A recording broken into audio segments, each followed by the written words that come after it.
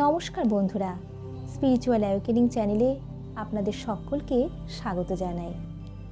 বিদায় নিয়েছে 2024। 2025 সালে সৌভাগ্যের স্পর্শ চাইছেন সকলেই, কিন্তু দুঃখ কষ্ট কি এমনি দূর হবে? কথিত আছে, রোজ হনুমান চালিসা পাঠ করলেই জীবন হয়ে উঠবে সুখময়।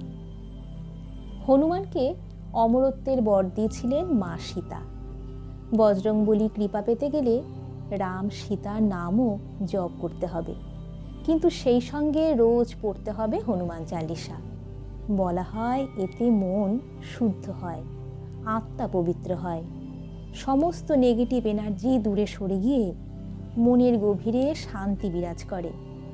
পাশাপাশি নিয়মিত হনুমান চালিসা পাঠ করলে আপনার রক্ষাকর্তা হয়ে উঠবেন সংকটমোচন।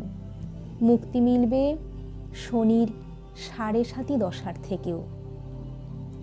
হনুমান শক্তি ও সাহসের প্রতীক, তাই হনুমান চালিসা নিয়মিত পড়লে সেই শক্তি ও সাহস মনের ভিতরে স্থায়ী বাসা করে, যে কোনো বাধা বিপত্তির মোকাবিলা করার প্রেরণা যোগায়। তাছাড়া সুর করে এটি পাঠ করলে তার ছন্দ ক্লান্তি অবসাদ দূর করে, মনকে করে আলোময়, ফলে মনোসংযোগের ক্ষমতা বাড়ায়। ব্যক্তিগত সমস্যার সমাধান খুঁজে পায় মানুষ, দূর হয় সব বাধা। কেবল মানসিক স্বাস্থ্যই নয়, শারীরিক স্বাস্থ্যও ভালো থাকে। দৈনিক যদি হনুমান চালিসা পাঠের সময় নাও পান, প্রতি শনি মঙ্গলবার অবশ্যই পাঠ করবেন। মোট 40টি চৌপাই রয়েছে হনুমান চালিসায়। এর মধ্যে 5টি মন্ত্র পাঠ করলে সব বিপদ দূর হয়ে যাবে। সেগুলি হলো: 1 নম্বর, রামদূত অতুলিত বল ধামা, অঞ্জনী পুত্র পবনসুত নামা। 2, মহাবীর বিক্রম বজরঙ্গী, কুমতি নিবার সুমিতকে সঙ্গী। 3, বিধবান গুণী অতি চাতুর, রাম কাজ করিবে কেউ আতুর।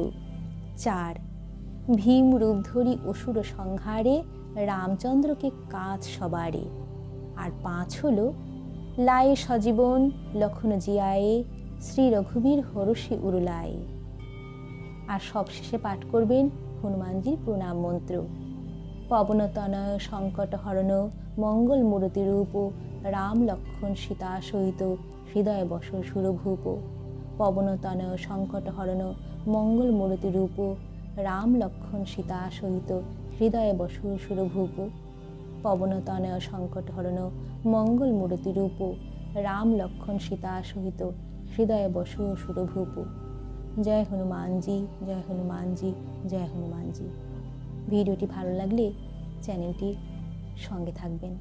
দেখা হবে পরবর্তী কোনো ভিডিওতে। জয় হনুমানজি।